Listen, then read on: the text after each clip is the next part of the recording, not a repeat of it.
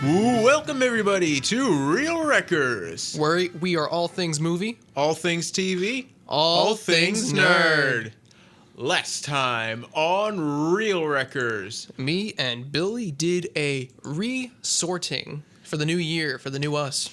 Yes, because originally, even though we did it before, we didn't feel very satisfied with the houses we got. It felt a little pinched, especially towards my end.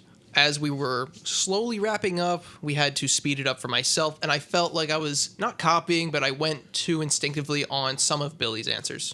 So instead, we decided to do a little more spaced out now that we had it all situated, all of the whole technical aspects of it all, and turns out I'm still got everything I did last time, so nothing changed about me, and I am a true Gryffindor, apparently. I had an entire identity crisis. I pretty much went through all of these. I got a lot of different questions than you, luckily, a lot of different prompts, so it allowed me to explore it more, like, definitely, more defined. So I ended up as a Ravenclaw, which I think in the way that they are shown in the movies to be like witty, but also kind of dopey, like knowledgeable, wise, open-minded, dopey, you know? Yeah. Like the houses that we were most certain we would not get, so we made sure to make fun of them as much as possible. We jinxed ourselves. Yeah, we absolutely jinxed ourselves. But I'm just kind of funny. But honestly, I'm just happy because our Patronuses ended up being the same as they were last time. Yes, you were very scared that you would not get your Mastiff back, and you got I got Gerald back. You got Jerry back. But and you got your otter back, your lovable, huggable otter. The fun ones, not the scary ones. Exactly. Which I don't know if it's river or sea. I'd have to find out.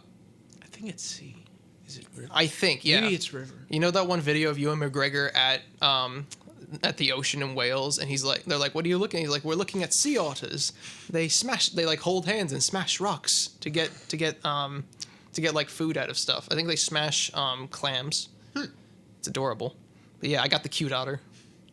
But that was last week. This week, originally, we didn't really know what we were going to do. We were supposed to do a what if Star Wars had Pottermore, and then we were like, We just did a Pottermore, and we might want to wait a little bit for more Star Wars stuff. Especially with Book of Boba Fett, we want to wait for that to wrap up, maybe do some Season 2 predictions for that later on down the road. So this week, as a last-minute sort of prompt, we decided to have a talk about the future of cinema. We think about our futures right now a lot, and I think for the sake of this, it makes a lot of sense for us to actually talk about what's the future going to look like for the things we might appreciate or dislike right now. Especially because as of this semester, I am taking a film course. So that made me think, okay, I'm going to watch movies that are that are classics and that deserve to be analyzed. But that made me think they're also argued over. Exactly. But that made me think, what are going to be the classics 20 years from now?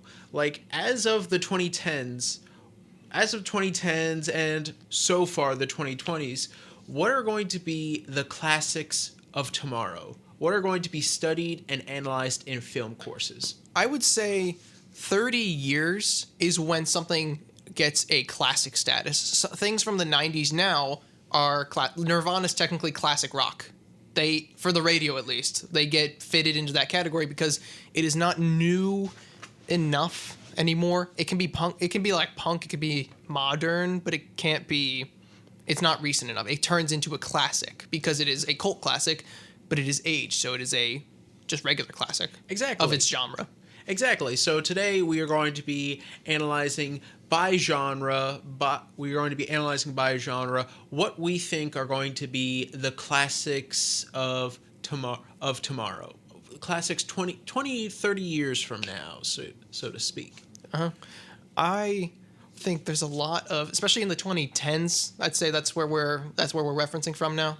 2010s, a little bit of 2020s if we think so. Because of how recent they are close enough to the 2010s that we kind of pushed them in. Technically in the 2030s, because it's exactly 30 years, things for the 2000s will be classics. Isn't that so weird to think about? God, my God. Yeah, we don't feel old yet. Everyone says 20 feels older than everything below 25. Like, you turn 20, you feel old, but 21 to 24, you feel younger than 20. I feel old. I'm almost 20 and I already feel old. Golden years. Yes. I remember because I was watching these clips I was watching random YouTube clips, and all of a sudden I was scrolling through the feed and I saw this one episode randomly of the original Bakugan Battle Brawlers, and I'm like, oh no. Yeah, that's my childhood. When is that from? 2000. Dude. No, 2005, 2006. Seeing Bionicles for me wasn't as bad because I had a lot of them from the later 2000s. But seeing the classic series that my older brother had. Do you remember the movie? Absolutely. The Golden Mask, I think it was. I thought his shield was the coolest looking thing ever. I thought the sword was awesome. I think my parents still have a picture of me posing next to my small collection. Dude, those things were so... Like, they were designed way too cool. Apparently they were based off an island culture. Like, all their designs were based off of, like, warrior tribes of, like, I think it's Southeast Asian islanders. Makes sense. I don't know. Don't ask why I know all this. I think younger me looked way too far into it with my, like, low internet access or my low internet interest. But when I did look, I looked way deep into that. So today we are going to be acting as hipsters, looking at classics before they were cool. We're going to be, connoisseurs of a classic before it's a classic. Exactly. But before we get into the classic movies, the movies that were loved by all nowadays, so will obviously be loved in the future and will be overanalyzed in the future, I think we need to get another sort of classic off the list right off the bat. What is that? The cult classic. The cult classic, such as Timeless? No, not that. Cult classic as in movies that were not seen as good or possibly seen as good, but not popular enough to gain a following. That in the future will gain such a following that there will be revivals, fan screenings, fans will dress up as the characters, it'll be like Rocky Horror Picture Show. So for this for this particular subgenre of topic, we had a poll on our Instagram. And what were the results of that poll? Well, there was only one person who commented, but it is someone who you might know, Dalton. Moss Friend. My older sister, who I'm trying to feature on the show once I actually get Billy through a certain set of movies. We'll talk about that in a second. She said all of these movies of The Rock in the jungle will be cult films. Oh, no. Jumanji, Jungle Cruise, etc. And yes, I can already see it. Do you know those triple feature Blu-rays that are all in one Blu-ray thing or one DVD? That will be a thing. The Rock in the Jungles collection. 8 movies. Dwayne Johnson. None of them are related, but he's always in the jungle. Exactly. If you go through Walmart, that's half of their movies. It's just Dwayne Johnson in the Dwayne Johnson in the jungle in water. Dwayne Johnson in the jungle in a simulation. Half of Walmart's movies are triple features of movies that have nothing to do with each other except the genre. You think there's going to be a parody movie of that and he will be cameoed in it? I'm going to predict that now. I feel like... It's going to be a Netflix special. Have you seen Red Notice? Red? I have not. They made that into a rock jungle movie by the end of it. No way. They did.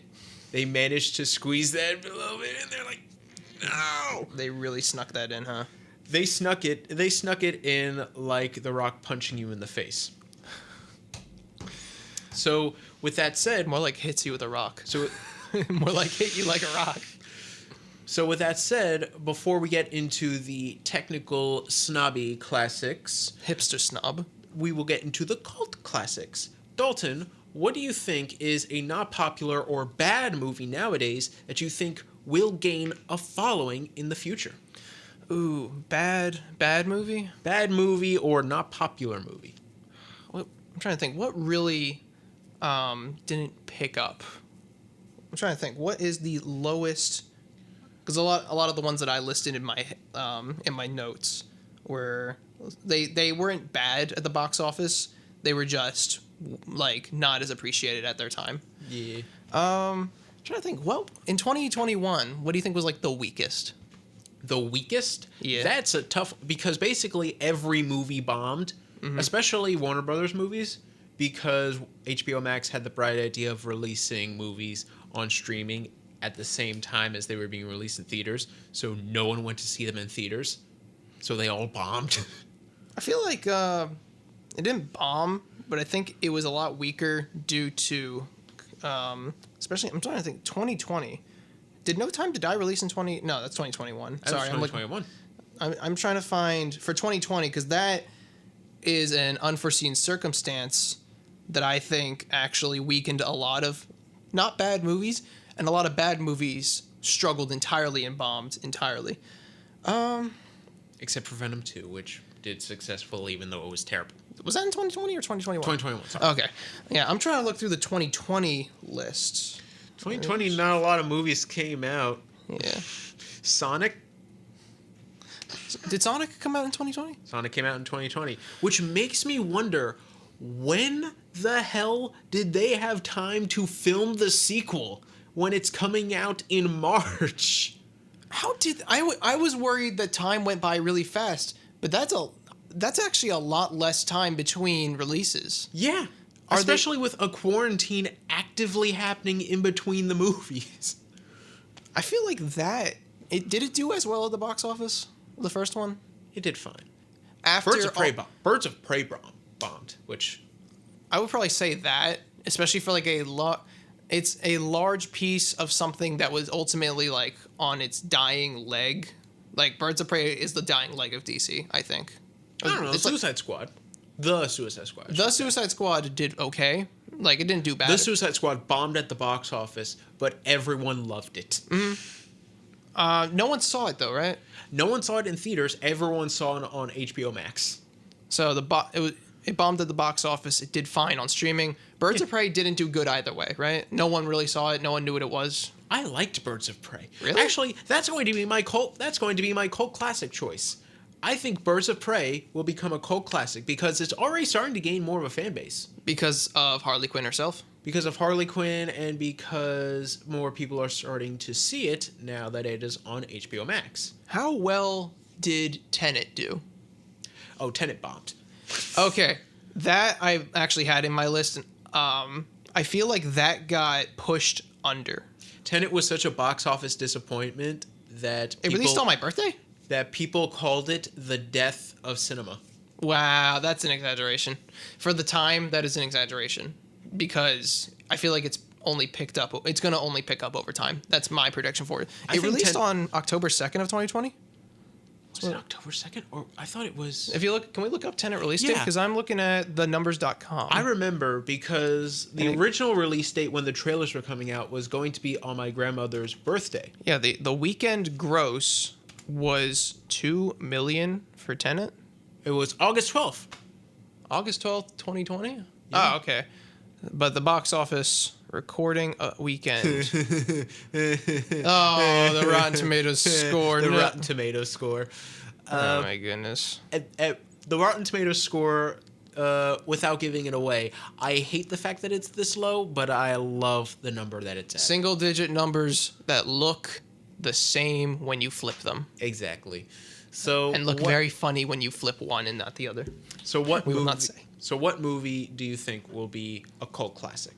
Tenet. I think it's going to be the next Matrix. You think it'll be the next Matrix? With time, it'll be treated like the next Matrix because of its groundbreaking. In my opinion...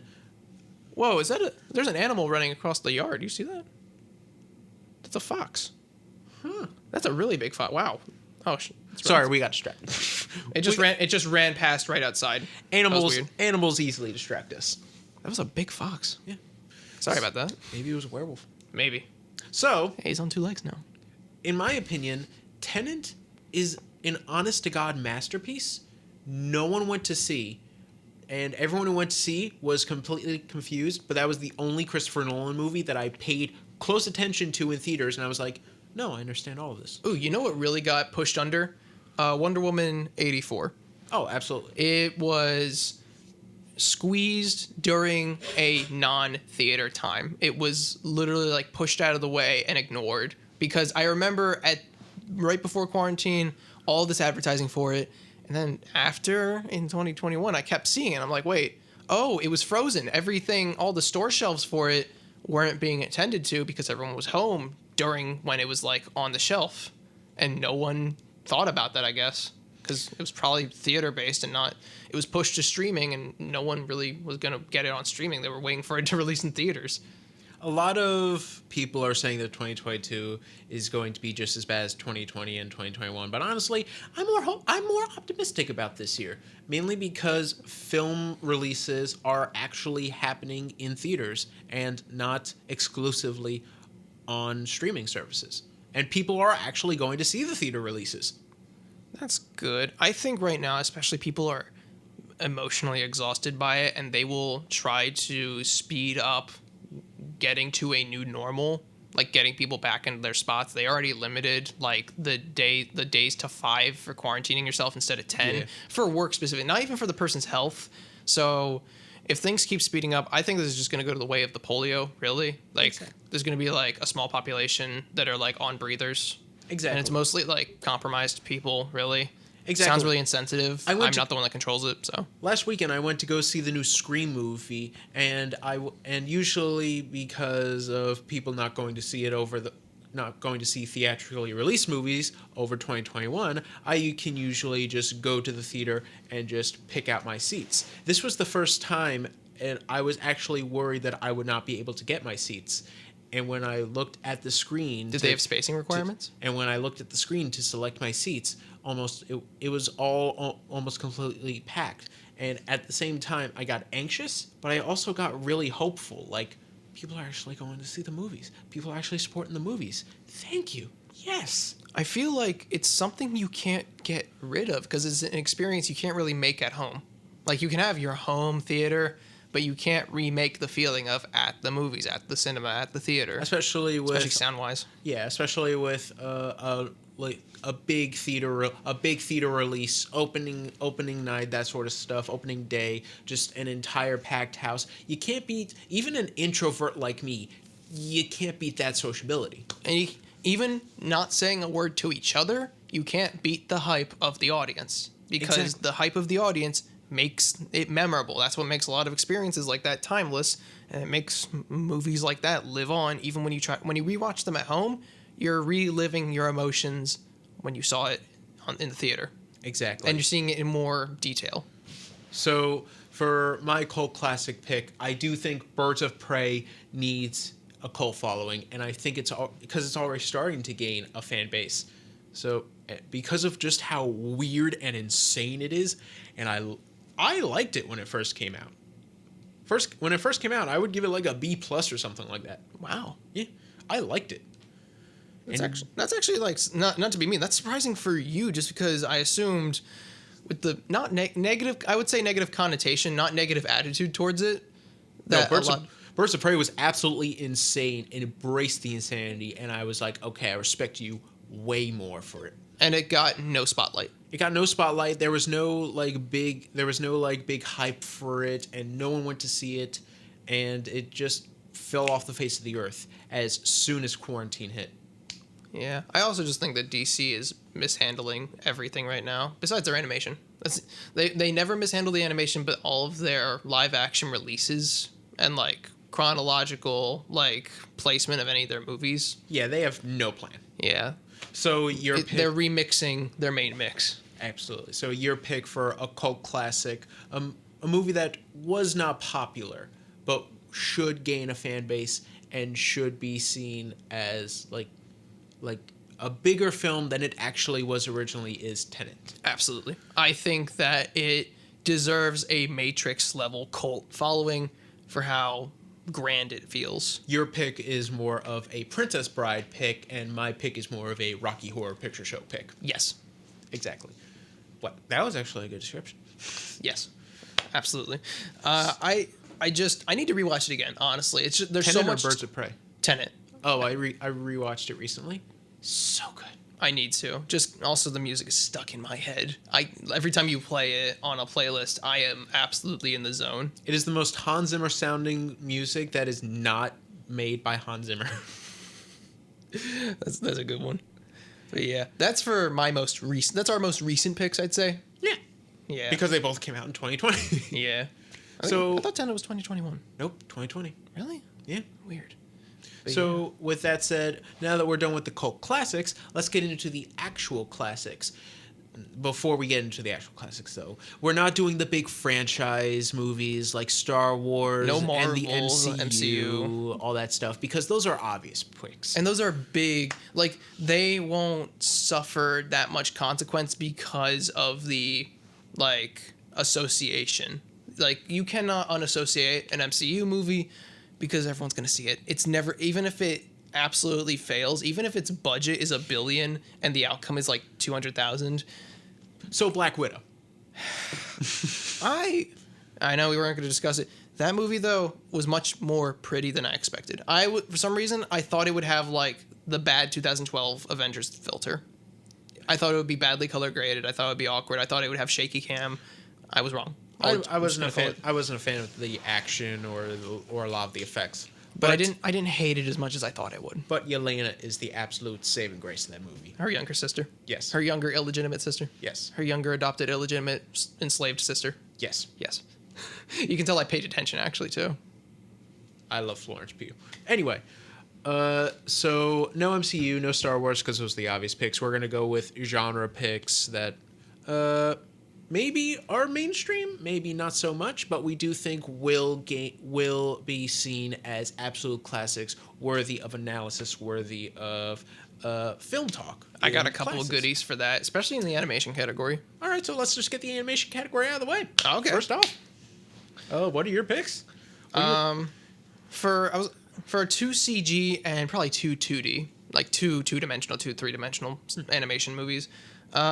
Into the Spider-Verse, it was much appreciated, but I think its cult following should chase it for a long time. Absolutely. It will age like wine. It is wonderful grape juice now. It will be wonderful wine with time. And with the new movie coming, and with the new Spider-Man Across the Spider-Verse Part 1, they're not just doing everything again. They're going across the Spider-Verse With a niche character. But with every single universe that they go into, it will be an entirely new art style. Every single universe. That is genius.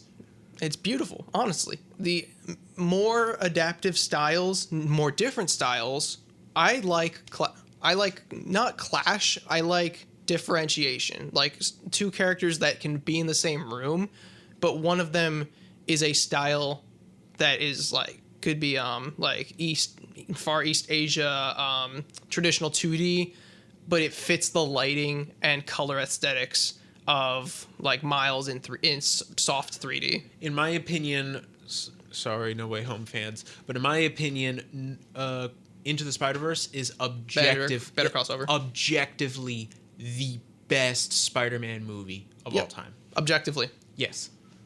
I just can't say how much I love it enough. I was literally just astounded. It's another, I'm going to continue this argument, another in theater, you will be blown away no matter what. Like, absolutely. Did you see it in 3D? I want to, because I saw it in 3D with my mom, and she got so into it. It doesn't, even the way the animation is worked sometimes to be 12 frames and then transitions to 24 frames a second. You know how he looks, because it's technically stop motion, because they actually per frame animate him.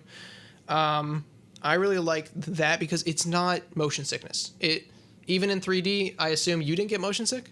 No. I want to see that in 3D. I hope they do another like big release of it in theaters. But yeah, Into the Spider-Verse and hopefully Across the Spider-Verse, I say deserve to be cult classics. Not cult classics. No, sorry, just animation classics. Just straight up classics. Yeah. Like they will be analyzed for their technical achievements. Just like Disney's 2D Golden Age. Like those movies still get analyzed. Exactly. And the Wait, did Frozen 2 come out 2018? 2018? I thought it was 2019. I thought it might be 2019. Let me just check, because I know that Into the Spider-Verse beat multiple Disney movies. Yes, and did it not get a best anime feature? It beat it. It beat it. That's a first. Sony, I think, I know that's my big company sin. Sony, when they're given a good IP, can make something beautiful. Sony, when they are given a property, they make garbage. Angry Birds, as an example. Just not great. But when they're given something, fun and original and creative, you get Into the Spider-Verse. Exactly. So I would say Into the Spider-Verse is a good pick. Yeah. Animation-wise, I do think that will be analyzed frame by frame. Literally. In film classes, they will take a month analyzing it because there is so much happening in every single frame. 2 weeks to make a single frame because they do it frame by frame, not motion by motion. Exactly. You can pause any part of that and it looks like a comic panel, and that is beautiful. Exactly. And with that said, you picked such a great pick that I'm having trouble. I was gonna say, I'm sorry, I didn't mean to. You went with the jackpot on that one. Yeah, I actually have another 3D, which I think it's appreciated now a little bit ironically. Rango, 2011's Rango. It's 10 years old, so it's a little older. Rango's good. Now, looking back on it, I think that might be I think that might enter the cult classic status. You think? Yeah. Like Fantastic Mr. Fox cult classic? Something like that, yeah. I just think because it's made by ILM, which I say is less of a big company. They get hired by big companies, but they're not a big company on their own. A lot of their stuff was hand animated. People thought it was motion captured, but they did the whole marketing ploy of like, we had our actors actually play it out, even though actors and voice actors play out physically their characters a lot of the time. Excuse me. The effects, like how clean it actually looks, aged really nicely because ILM can do realistic textures and effects way earlier on, especially with the giant budget too. Like if you hold up Rango and Toy Story 4 next to each other, you could probably convince someone they were made like less than 5 years apart, which is actually like exponentially a lot for like technology progressing. I'm looking up right now. Okay, I got one. I got a good animated one. I know what you do. Yep. So your pick is, well, mine's more another Sony. Yours is more film analysis for classes and like studies. Mine, I'm gonna be honest, not so much that, more family movie night. Like emotional sort of critique instead of constructive critique. Exactly, like how we were shown Jumanji, the original Jumanji as kids. I think this might be considered a classic in the same way. And that movie, in my opinion, is the original Hotel Transylvania. The first one. The first one. I think the first one holds up so well and is like, people like it, but people don't love it. I love this movie. I think it is so funny. I think it is so well animated. I love every single one of the characters, and each one of the characters are given their own movements, their own expressions, their own style. They're not necessarily style of animation, their own motions. Like they have a specific way that they move. Like if you put their walk cycles next to each other, it clearly matches their attitude. Exactly. What year was that? 2012. 2012? 2012. A year after Rango? Yeah. Wow, we are old. Exactly. That was 10 years ago, or 9 years ago. But as funny and as upbeat as the original Hotel Transylvania is, there are times where the movie's not afraid to go darker. They're not afraid to have some shadowy moments, and they're not afraid to get serious. For a family picture. Exactly. A family picture. A family picture. Mother death. Mother death. Talking about it in detail. Family picture. In grotesque detail. Exactly. So I do think Hotel Transylvania, especially for Not just a kids movie, but an Adam Sandler movie with all of the typical Adam Sandler cast members like Kevin James and David Spade and all those people. I think this movie it actually does a really, really good job at being funny, at being likable, at being serious, Personable. at being personable. And even though the second film is fine, the third film is Meh. and the latest film that premiered this weekend on Amazon Prime Video, yeah, that's the worst of the bunch. They messed up almost everything I loved most about the original Hotel Transylvania movie is not in that. I see. I know it was directed, and a lot of it was storyboarded by Gennady Tartakovsky. I'm correct. I believe they said not just as a marketing thing, but actually as like a production thing. His way of framing it actually required a new form of motion blur to actually establish their movements. Oh, so maybe this can be analyzed. Yeah, there was actually for animation. There's actually a lot for it. The fact that he always animates everything for his pieces, like still hand by hand, and then it gets translated. So a lot of his storyboards are still more smooth animatics. Like storyboards are still animatics are like 5 frames a second, maybe 6, and then like the main product is 12 or 24.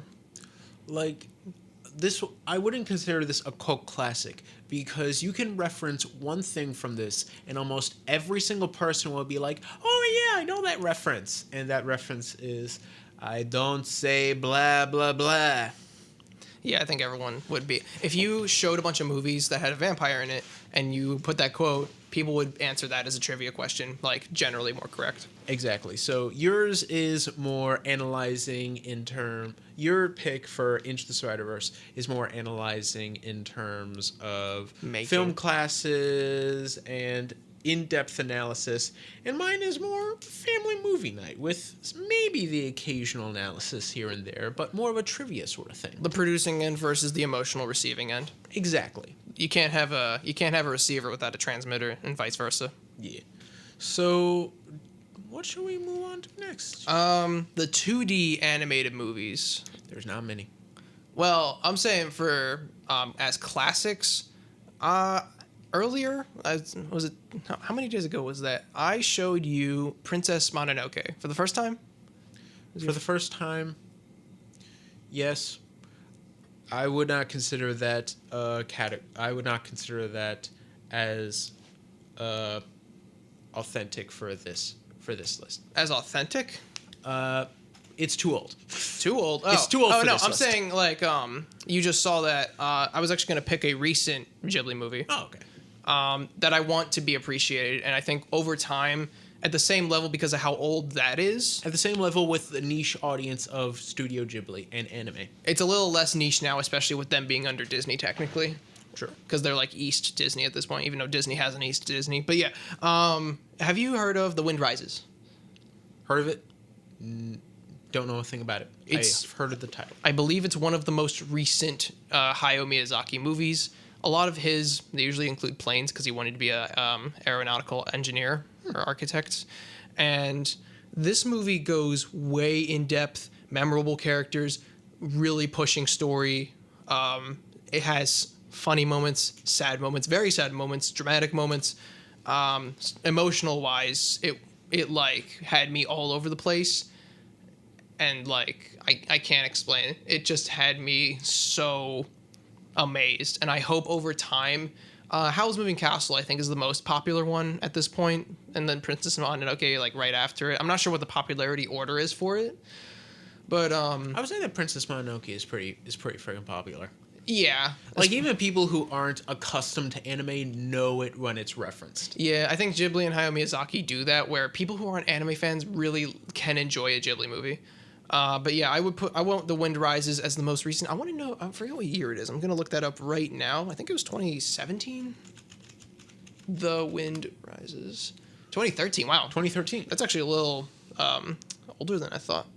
But yeah, I want that to be A classic. I want it to. It's going to become one inevitably. I think It's going to become inevitable. Anemone.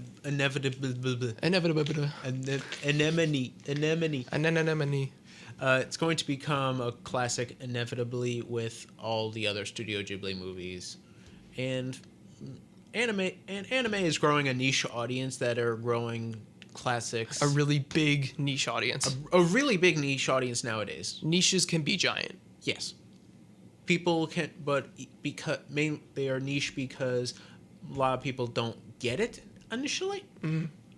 On the surface, they don't understand it out of context when they see it. Exactly. So with that in mind, I would not consider myself an anime expert. I'm starting to get into anime.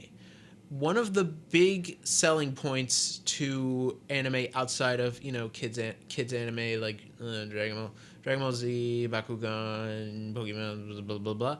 I would say that my most recent introduction to actually really enjoying anime and really getting sucked into anime in terms of movies that I do think will become a classic along with the other Studio Ghibli movies, even though it's not a Studio Ghibli movie, is a very recent movie. Oh, is it Bella? Belle. Sorry. The E at the end messes me up because I keep thinking Bella. I think that movie will become a classic purely for the main character. Just how endearing Sozu is, and especially the music, man. The music in that. I am so glad I have the lack of ignorance now to appreciate musicals. Exactly. Knowing how much, how grand in size that movie was, dude. Yeah. Can you, cinema wide is my favorite, screen It's size for huge. that. It literally makes me feel like I don't have enough eyesight. Exactly. And just the amount of it's so simple that I feel like even people who aren't anime fans can watch that and say that was really good. Now, without spoiling, the one scene with the kayak team or club member and the main character's friend who's popular. That scene at the train station. That was adorable. And I was dying in my seat. All the people behind me, we started, start giggling as I had this, and then it just gets funnier. It doesn't ever, it doesn't get weird. It doesn't get uncomfortable. It doesn't drag along. It's funny, and it only gets funnier. And any adult can appreciate that. And at the very end, the final song sequence, were you tearing up at all? My eyes were teary. I'm not gonna lie to you. I could hear people in my theater actively sobbing, and I was on the cusp of getting teary-eyed. I tried to act tough sometimes watching a movie, and it's like, no, I'm vulnerable. I'm tearing up. I'm not gonna lie to myself. Otherwise, I can't enjoy this if I lie to myself. That movie, I think, will not only age well because of the animation, but also because of the subject matter. And the story, dude. Because it's all about social media and the anxieties about it and how we all put up a front about who we are. We put up a mask. But it's not all evil because there's good that comes from it, and it shines light on that also. There's bad in it, but for a lot of personable relationships that you see build, it can be good. There can be a lot of good in this. It's new and scary, but good things come from it. I'm already seeing video analyses about this movie, and I am loving each and every one of them. It's just so appreciable. The size of every part of the digital world in this. Yeah. I'm sorry, I cannot comprehend. And it doesn't feel like a scene for scene, page by page rehash of Beauty and the Beast. I didn't expect it to be a Beauty and the Beast style story. I didn't expect it so much so that they didn't put it in the trailers, and when I reviewed it, I never said anything about it. Because I hinted about it, but I felt like it could have been a spoiler. And also, you don't have to think about that, and you don't think about it and it doesn't distract you when you're watching it happen. You don't think about how predictable it is, because it's not. They don't make it predictable for you. It's out of left field in a good way. If I'm being honest, I only gave this movie a B score. I gave it a 3.5 stars. I gave it a 70%. But I do think that it will be a movie. If I see it more times, it will get better and better and better and better, to the point where I honestly think it could be eventually an A+ worthy movie. With time. Just with time. Exactly. I think this is a good film, but it is a good film that I am actively rooting for. And some things like this are better out of the time which they're released. Some things are not appreciated when they're put out. They get Van Gogh'd. Like, they're not appreciated by anyone at first. This movie is appreciated by a lot of people, luckily. But a lot of work can be... It could bomb. It could be unappreciated. It could be review bombed. Or, like, the review site could, like, purposefully sabotage it. And then over time, people will look back on it, and they like it suddenly. Like, their opinion will just flip instantly. So... now that we've gotten the 3D and the 2D animation out of the way, let's get into another genre. Let's get into action. Ooh. Let's get into an action movie. What do you think? Right now, I think a lot of people appreciated No Time to Die. I know it's a pretty big release. You think that will be a classic?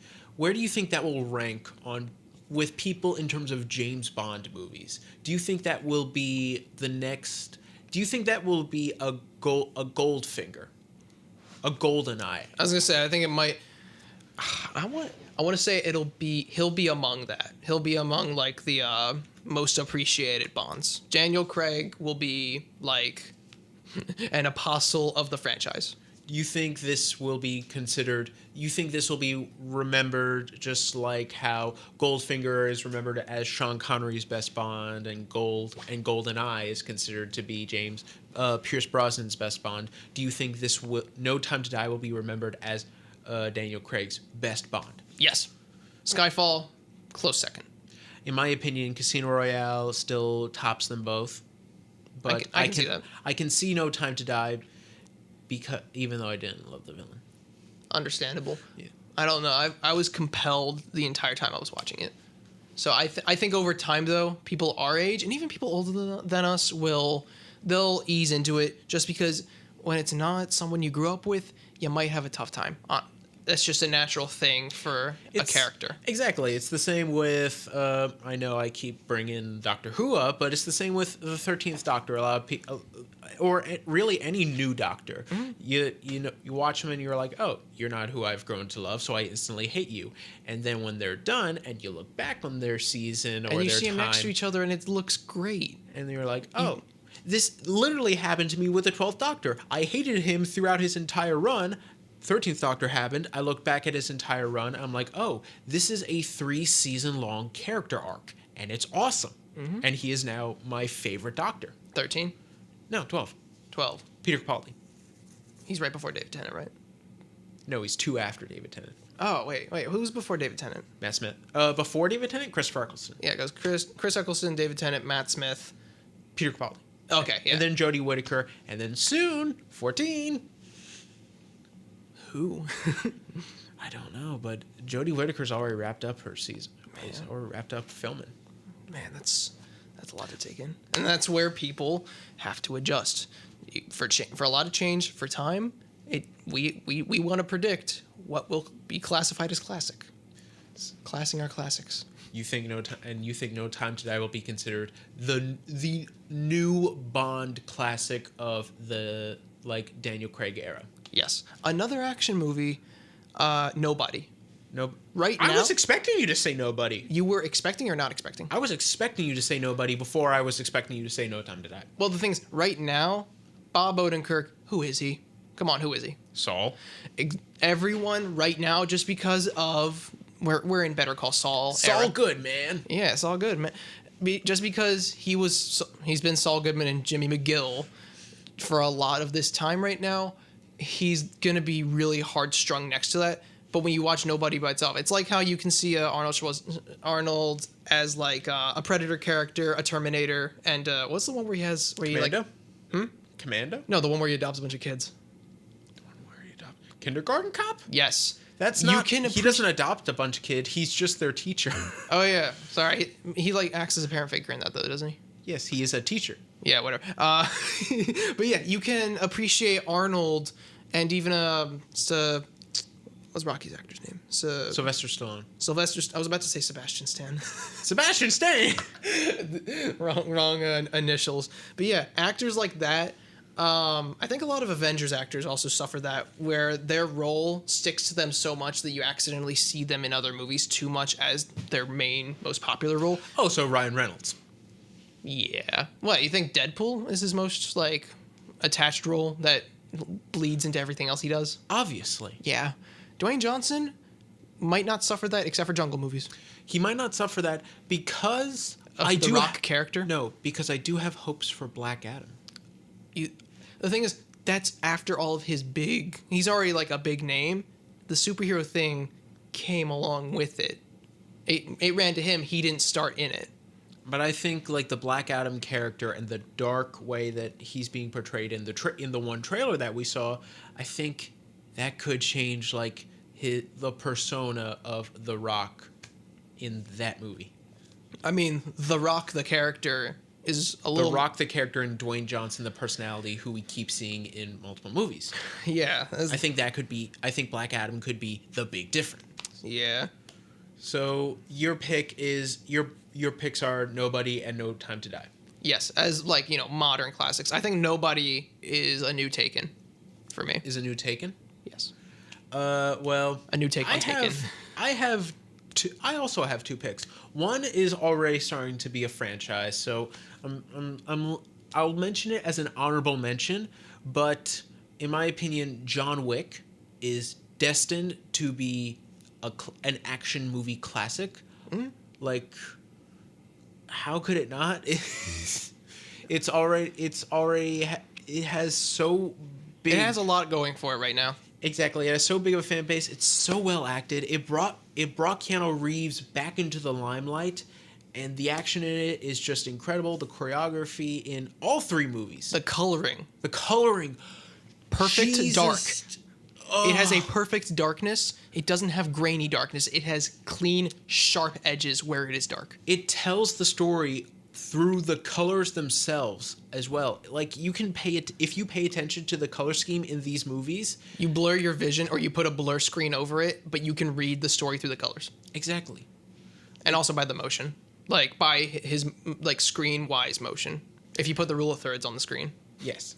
I have loved every single John Wick movie. I think I might give them all an A+, because I love them all so much, and I think they are all such action masterpieces, and masterpieces in terms of world building, a unique original world, that I think that is the aspect that will be taught in film classes. How to make an entirely new original world and have it be easy to understand, yet have no vocal exposition. That is how you do it in John Wick. Yes. However, I think the obvious choice for me is Mad Max Fury Road.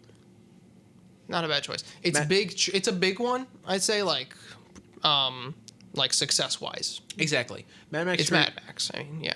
I think that Mad Max Fury Road might be one of, if not my favorite action movie of all time. Wow, really? I love it so much. Who would be near that in your list?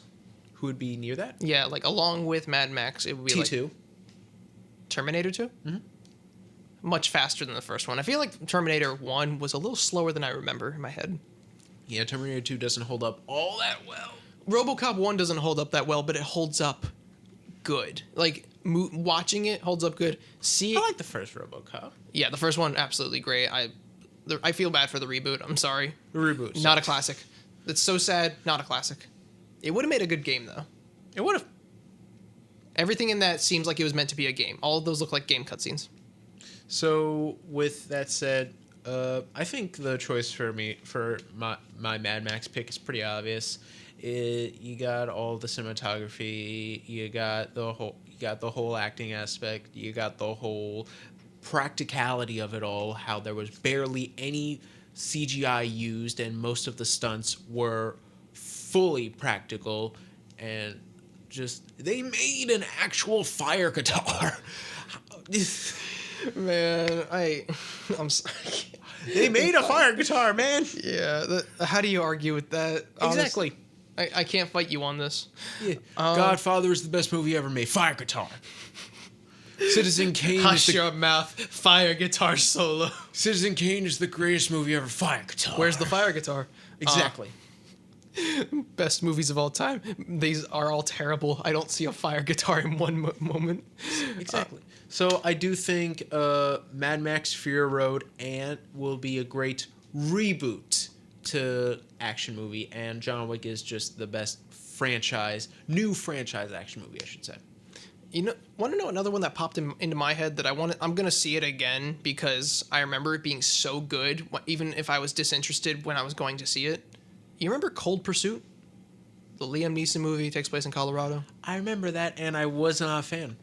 I thought it was very disappointing. In 2019? Yeah. Man, maybe there's something about... The advertising ruined that movie for me. Because they advertised it like... That looks comedic. Look at this cover. Exactly. It's a car in a tree. I don't remember that. I remember Liam Neeson in a snowblower making it look awesome. They advertised it like it was going to be a spoof of Liam Neeson revenge movies. They even had... what was it? Don't Fear the Reaper playing as the big trailer song, and they had like a whole bunch of comedic timing in the trailer and the comedic edits, and it just looked like a spoof of Liam Neeson action movies. My phone just fell. And it just turned out to be another Liam Neeson action movie, only this time we focus a lot on the villains. Which I kind of liked. That's the only thing I think nobody struggled with a little bit was lack of standout villain. And I do think that to be fair, Cold Pursuit, the advertising was so off-centered and so not the movie that I was disappointed in the movie itself. That if I rewatch Cold Pursuit and I disconnect the trailer from the movie, I think I might like it more. And ignore the context of Taken. Try to view this by itself. But it's Liam Neeson, of course. I say it bombed. It got a 6.2 out of 10, a 68% on Rotten Tomatoes, and a 57% on Metacritic. That's almost an F. That's around what I would rate him. But my prediction, over time, it will be appreciated. Right now... Okay, so cult classic. I think. That's my guess. Or is it a cold classic? Oh my god, badum-cheese. But yeah, that's my... Just looking back on it, I was entertained watching it. So I think in the future, Cold Pursuit will actually be treated as a classic by itself. When a lot of actors like Liam Neeson, like Bob Odenkirk, they get attached to main roles, and they're not appreciated as much. But I think over time, the movie itself will be appreciated by itself.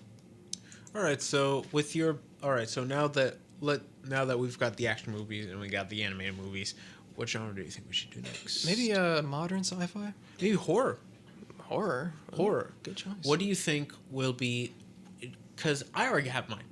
I know exactly what's going to be the new classic horror movie because it is already seen as a classic. Quiet Place. Oh yeah, it's new, it's original. It is the most original horror movie we have had in I want to say decades. That isn't a soft reboot, that isn't a reboot, that isn't an original, an old IP. Exactly. It is the most original horror movie since Scream. And reviewer Chris Duckman has said this, and I completely believe him. You cannot pitch a horror movie nowadays without saying it's like A Quiet Place, but ... Because it established such a strong concept of the thing you can't avoid that affects everyone. So the rule is consistent, and it really messes you up when it's scary. Exactly. It is... That you can't make sound? That you can't look at them? What was the one where they can't look on Netflix? They can't Bird Box. Bird Box, Quiet Place. That you can't do this sense genre. Exactly, but I think Bird Box was a little weak. Bird Box was weak. Bird Box was an obvious ripoff of A Quiet Place. A Quiet Place is the gold standard. Yes, and Bird Box was trying to run next to it, and it tripped. And although I think A Quiet Place 2 is arguably as good as the first film, I do think that what A Quiet Place needs to be an absolute classic, to be one of the big franchises, is a T2. Like how Terminator was seen as really good, and then a decade later we got Terminator 2, and everyone was like, oh my god, this is one of the best movies ever made. My argument, once again, first of a new thing, establishes the concept, people like it, they want to see more.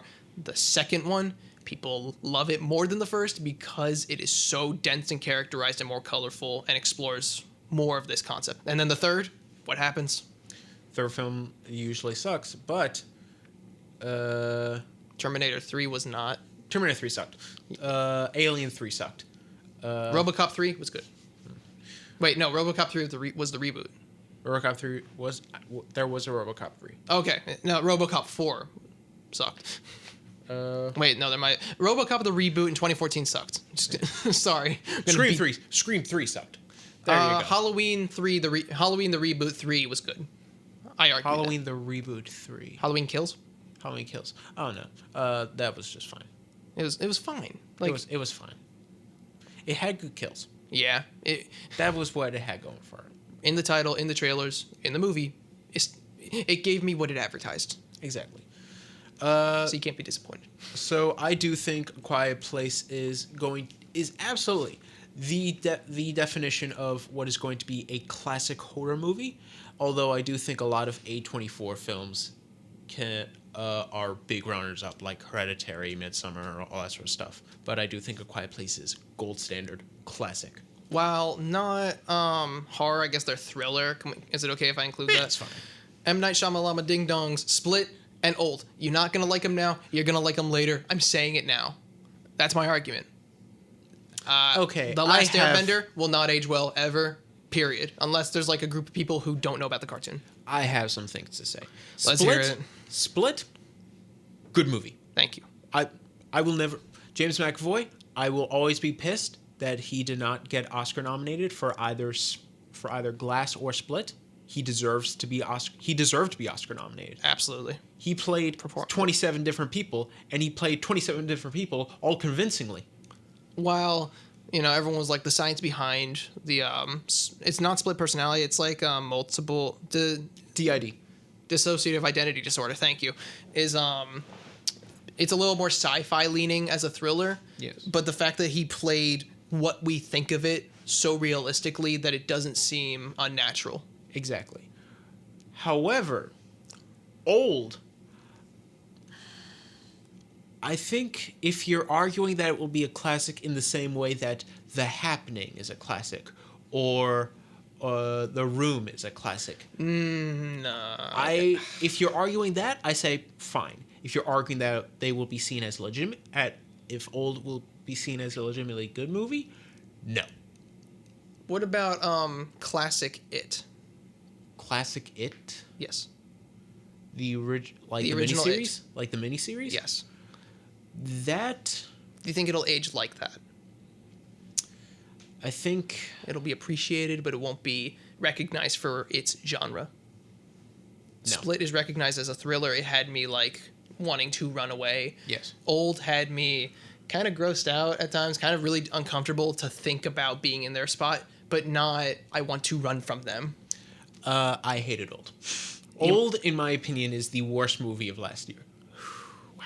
I despised it. I don't know. You might look back on it in a couple of years, maybe 10 years. No. I could see myself looking back on Resident Evil Welcome to Raccoon City and saying that was a better movie than Old. Man. That movie's your punching bag, isn't it? Resident Evil? No, Old. Old, yes. What is your rating for it? D? D minus? For Old? Yes. F minus. Wow, that's unforgiving. Wow. F minus. I think,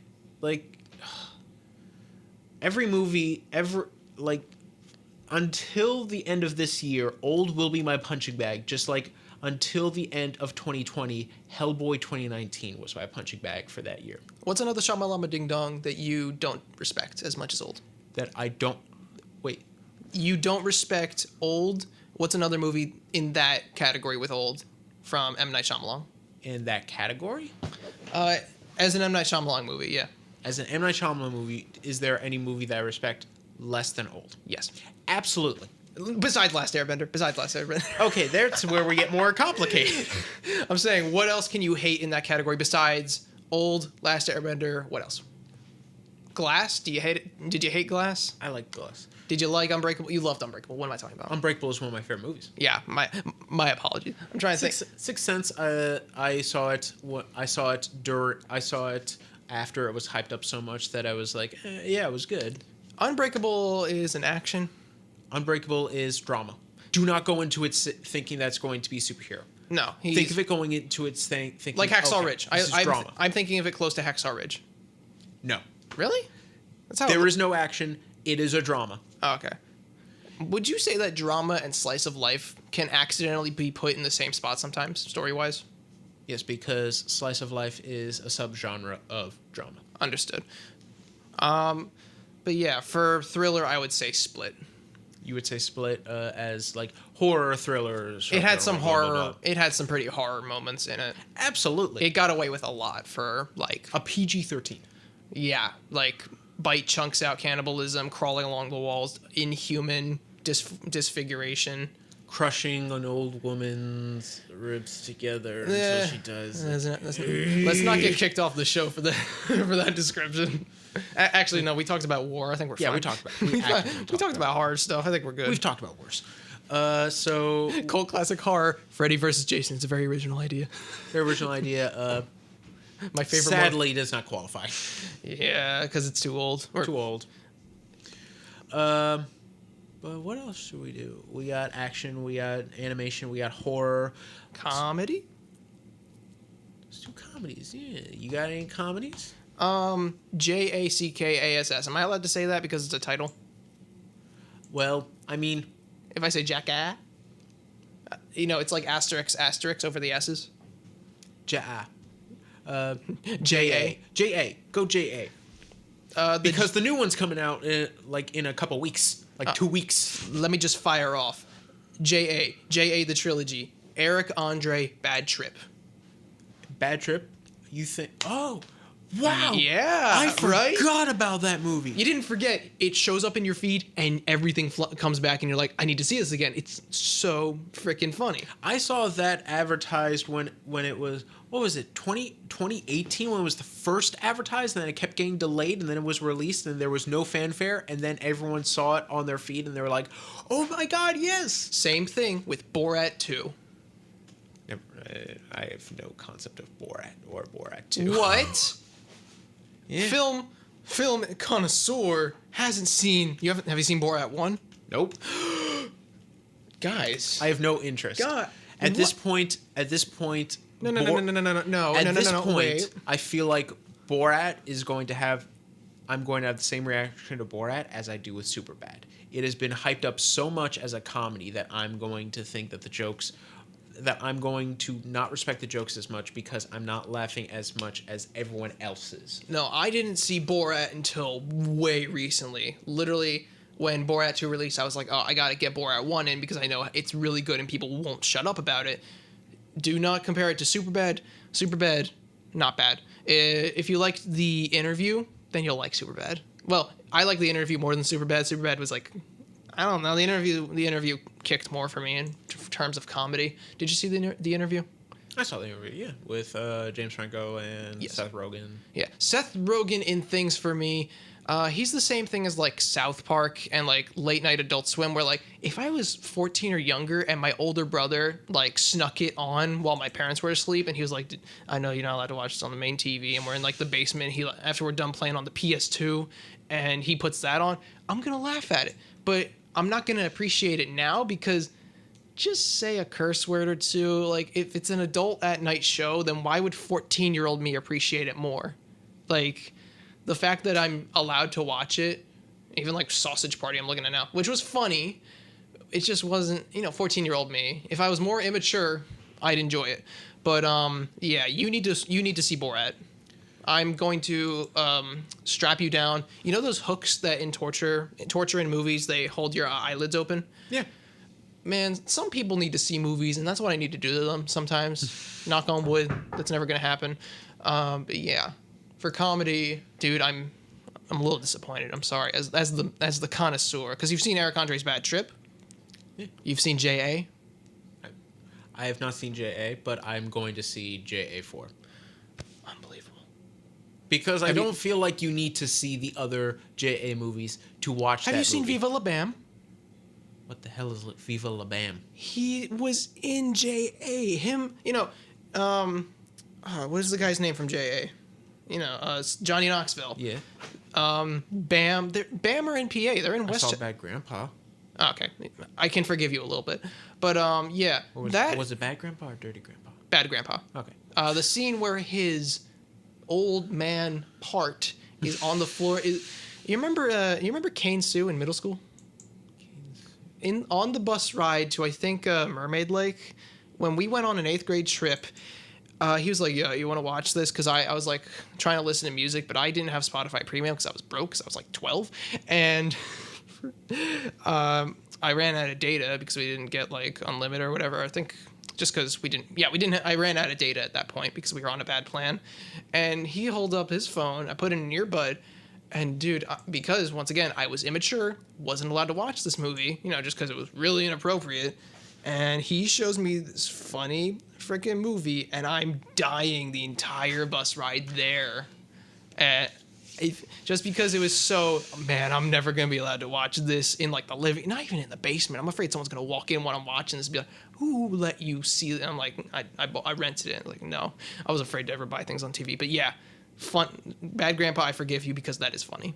Yeah. If you liked Bad Grandpa, you'll like J.A. You'll like Eric Andre's Bad Trip. You'll love Borat. I just like Eric Andre in general. Oh, I love Eric Andre. I'm not gonna lie, I was sort of struggling with the concept of classic new comedies, since I don't think there are a lot of new comedies that I would consider great Or original. So as I was looking through, I'm looking through a list right now. I was like, yeah, none of these are really grabbing me. None of these are really funny. And then I found it. Let's hear it. The Nice Guys, starring Russell Crowe and Ryan Gosling. I think. Where is it? Where's The Nice Guys? Ah, yeah. Let's see. That movie is hilarious.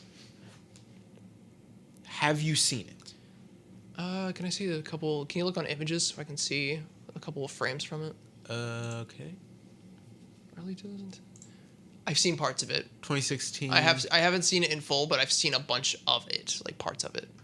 In my opinion, that is one of the funniest movies to ever come out in years. It is one of the best. It is one of.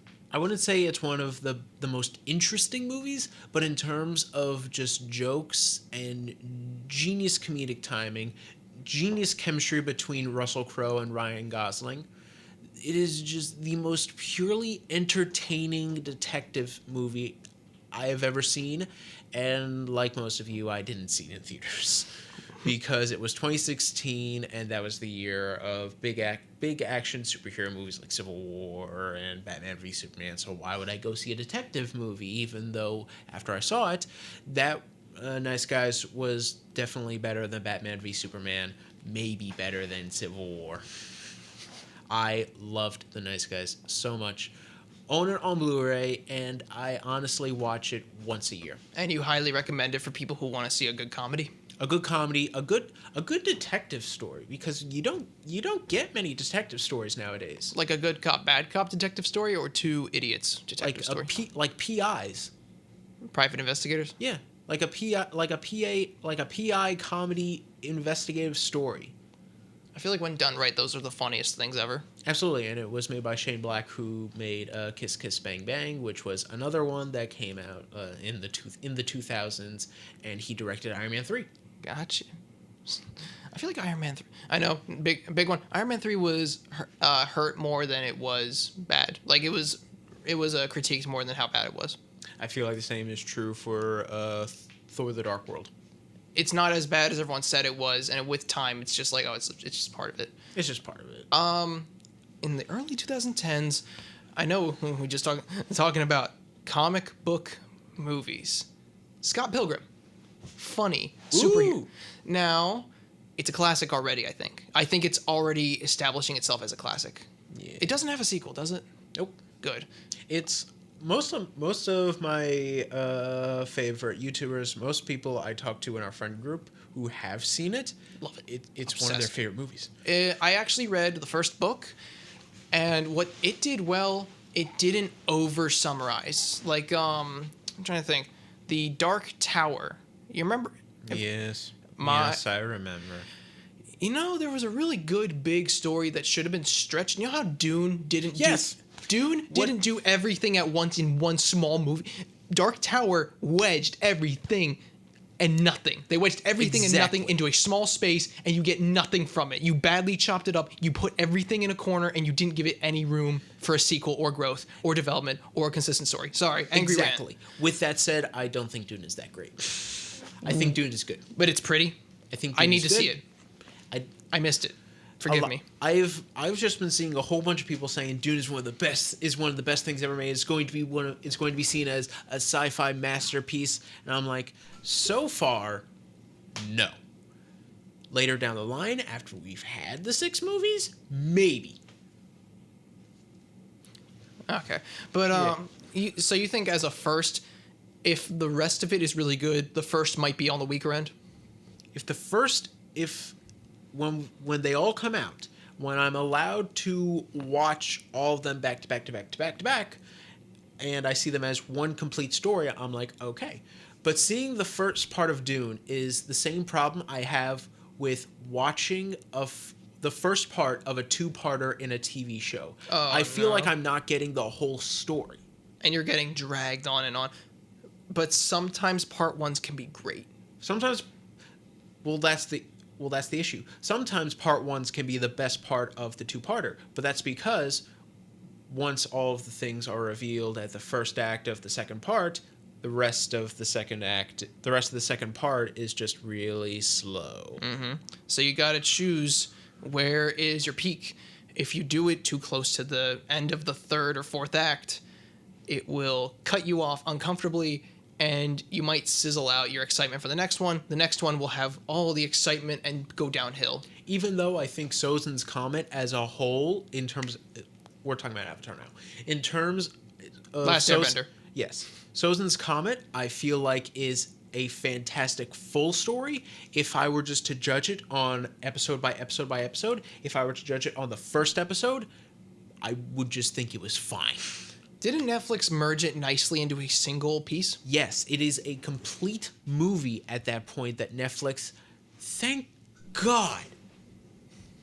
Yeah, they managed also to not mess up the aspect ratio. I believe it was Disney Plus that messed up a lot of older. Simpsons. Yeah, they ruined jokes too. Didn't they try to redraw one too because it didn't fit the screen boundaries instead of just putting it in its original format? Yeah, like it was meant to be. But yeah, for multi-parters, more than 2-parters, it is difficult unless you are watching a marathon, or a good streaming service can merge it nicely into a singular piece, and it feels like a finale movie, and everybody loves a finale movie, I think. Well, I like movies of series. A finale movie. I wouldn't say that because Return of the Jedi is not actively considered the best of the original trilogy. But it's not considered bad. It's the weakest link, but it's not. Well, no, I would say A New Hope is the weakest link. Ooh, man. I know. Didn't you rile up your class earlier when you talked about that? Oh, absolutely. Man. I stood on the soapbox I stood on this virtual soapbox and said, New Hope is overrated. Oh, man. You already mad that we just brought up Star Wars in a not super mainstream conversation. And then you set off an entire room of movie critics like yourself. Not even critics, just movie connoisseurs. Movie people who are there because they actively love movies and want to learn more about the art of storytelling in terms of film. And intaking. Exactly. And I said that I didn't love A New Hope. Man, you judged it like a movie and not like a cult classic. I judged it like a movie and not like a cultural milestone. Wow. Which it is. It is a cultural milestone. And I will admit that. I'm gonna help you out. It's a valid thing to do because it's not invincible. Exactly. Because what made it great was that it's permeable. It's not impervious to any critique. That's the good thing about it. Exactly. Great things have really good things to critique. All great artwork has critics. Yes. But yeah, what were you just talking about right before Star Wars? 2 multi-parters, finales, climaxes. I'm trying to think. So that was transitioning from comedy to, I feel like, did we slowly transition to sci-fi without thinking? I think so. That's great. We just transitioned to sci-fi very Yeah, loudly. now we're just pointing it out. So, for me, and probably from you, modern classic, technically it is an older IP property, but it's so original by itself that if it was made by itself with no context of the original now, it's beautiful. Planet of the Apes, 2014? Absolutely. Is it 2010 or 2014? It is. The first one was 2010, right? First one was 2010, and then it kept getting sequels. 2014, and then 2018. Yeah, Planet of... yeah. We got, and there will never be these movies scare me because as we're watching them nowadays, the visual effects are so realistic and so believable that I'm honestly terrified to look back on these films 10 years down the line. Oh my God. Look at Andy Serkis. Look at him. He's a monkey or an ape. He's an ape. I'm honestly scared to look at these films 20 years down the line. After we've had visual effects grow, evolve, even past Planet of the Apes standards, I'm terrified to see if these movies have been dated. Don't worry, because they will never budget it as appreciable. They will never. Don't worry, they will never give it as much appreciation as it had when it was being established. That's my assumption. I cannot think of a single person who has seen these movies and has not, thought they were just okay. I've not met a person who has seen these movies and thought they were anything less than okay.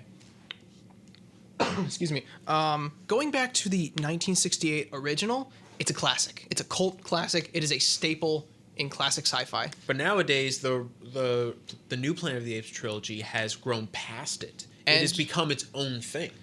Now, I'd say those are the three big types that we've kind of established. The classics from an older age that everyone can appreciate no matter when because of its establishment. The 2001 that nobody thinks about died out. I'm sorry, it's never going to get appreciated because the 2010s trilogy wiped it. Nobody thinks about the awkward in-between eras, 2001. No one cares about the ape Lincoln ending. And no, everyone thinks about, oh yeah, the Statue of Liberty, wedged in the ground. Oh, he came back to Earth. That's why everything's so upside down. And the new one, it's, it's reversed. It's, the primitive brain advanced so far that it's actually, it's actually satirizing modern technology, and it's horror. The horror of how much intelligence should we grant to something that might not want it. Exactly. Sorry, can I add one more? Yeah, go ahead. For visual effects, establishment, and becoming a classic by itself, Shin Godzilla. Now, it is amongst Godzilla fans, yes, that will be an absolute classic. Even among movie fans, even corny movie fans, it's the corny movie fans. It's their horror because it is not corny at all. Besides, the people, the original Godzilla established a concept, is a cult classic, is a staple of a genre and culture movement. Shin Godzilla is the only one that isn't a soft reboot. It's the only soft reboot that isn't a sequel or related at all because its point in time is by itself in its own universe with the first Godzilla of that timeline being that one. It's called Resurgence because it's a resurgence of the original idea. This Godzilla uses all visual effects. Green screen, CG, real model, guy in a suit, small props, physics simulation, animation, and live action. It uses every single thing, and they blend together seamlessly. Which, this one also is the scariest, I think. Besides, maybe 2014's Godzilla is also considered scary because he's a disaster, not a creature. This one... Which was what he was meant to signify in the original. He was meant to signify a disaster and not necessarily a creature. And that works, but it also directly goes back to 1954 by itself. That was also I'd say a CG demonstration of how big can something be with a skin texture because they hid him in the storm so well so that his effects would age like wine. Shin Godzilla will age more beautifully than any than any guy in a suit Godzilla, in my opinion. And its story is super strong. It has the option of a sequel, but it can stay by itself if it wants. It can do whatever it wants as long as it does itself. It doesn't have to repeat itself. It just has to be itself. You know what I mean? Yeah. Sorry, for sci-fi, that's like a high up for me. I would. There are a lot of sci-fi movies that I want to give this to. As I'm looking at it, as I'm looking at the list, Look, Chronicle. Chronicle is a big personal favorite. I don't think it is necessarily.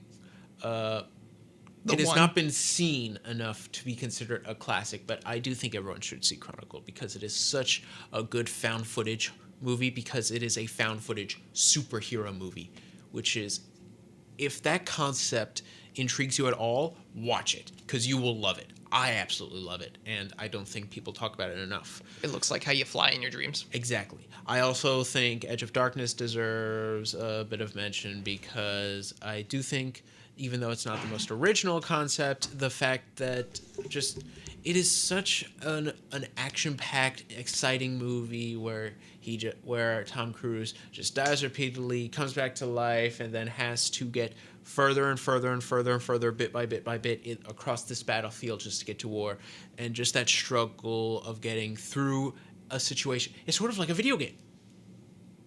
It's sort of like a video game movie where you have to constantly die, respawn, and then get a little bit further each way. Groundhog Day style. Groundhog Day style. Was there anything before Groundhog Day that established that? I don't think so, no. Back to the Future, technically. But I love Chronicle. I love Edge of Darkness, but not Edge of Darkness, Edge of Tomorrow. But my choice for an absolute classic sci-fi movie, it's Upgrade. It is 2018's Upgrade. Dalton, have you seen 2018's Upgrade? No, but I want to, and it looks cool. I saw this movie in theaters. It was just me and my dad alone in the theater, and I absolutely loved it. It is everything I wanted Venom to be. Oh, no, you poor no, just because... Tell him about Venom for you. I hate Venom. I hate both Venoms. Won't forgive it. Falsely advertised. Kind of dipped itself in nothing. It's too comedic. It's too comedically focused. It's too rushed. It doesn't take its time. Upgrade takes its time. It is active. It is actually intense, and the action sequences in this movie are insane. The camera movement and just the choreography and just how robotic it all is, you never feel in control, and that's exactly how the movie wants you to feel. It is, in my opinion, a sci-fi action movie perfection. I love almost everything about this movie. The only thing I could possibly want tweaked a bit is some of the characters could be a bit better, but other than that, I think this movie is incredible. I honestly think, in terms of cinematography and action, this movie should be analyzed more. I think this movie should be analyzed just as much as Matrix is analyzed. Wow. Yes. For, like what I said for Tenet? Yes. In terms of technology-wise, in terms of action-wise, in terms of cinematography-wise, not storytelling-wise. Well, even then, in storytelling-wise, I think this movie is top tier. And that's its own monster to tackle. Exactly. I think Upgrade should be... I think, in my opinion, Upgrade, if John Wick isn't the new Matrix, Upgrade should be the new Matrix. Now, a lot of these that we're talking about, we are also recommending them, I think. We're recommending all of them. If you want to taste our taste, if you want to get to know what our enjoyment, our appreciation, our analysis, a lot of these that we are listing right now, we recommend if you can see them on your own. So with that said, as we're starting to wrap things up, I do want to get into some of the more mainstream, even though we said we weren't going to do that. We wanted to appreciate the non-mainstream so that it's not everything we're talking about. We want to get into, we don't just see Star Wars and Marvel, but there's a lot to talk about with it because of all the current stuff happening. But we want to get out of the way things that we think could use some more appreciation for a lot of people that might not, a lot of your feeds might not include this. Exactly. Although Chronicle has been showing up on my feed a lot recently, even though I haven't been seeing even though I haven't been watching a lot of clips from it, it has been showing up on my feed, and I'm not complaining. I love Chronicle. Yeah, that was really cool to see. Can we on 3? We're gonna say something without mentioning it. On 3, foreign film. 3, 2, 1. Parasite. Yeah. It literally right now culturally, it for a lot of people is the big. Oh man, I can actually really enjoy this foreign film, even though I never gave myself the opportunity. Not even ignorant, just not maybe ignorant, but just not giving it the chance. Parasite, you give a chance. Even the dub. I would say Parasite is like the big breakthrough for South Korean films into the mainstream. But technically, Bong Joon-ho's the director of Parasite. His movie before this was technically the big breakthrough, Snowpiercer. Yeah. It's technically a South Korean movie. And it stars a mostly American cast, and it was the big breakthrough for him. And I think no Oscar winner in history will ever be more relatable than when Bong Joon-ho won the Oscar that year, and his speech was, "I'm going to get very drunk tonight." Good for Bong Joon-ho.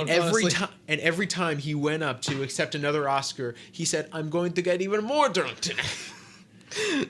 Dude knows how to what's his name? He knows how to like reward himself pretty much.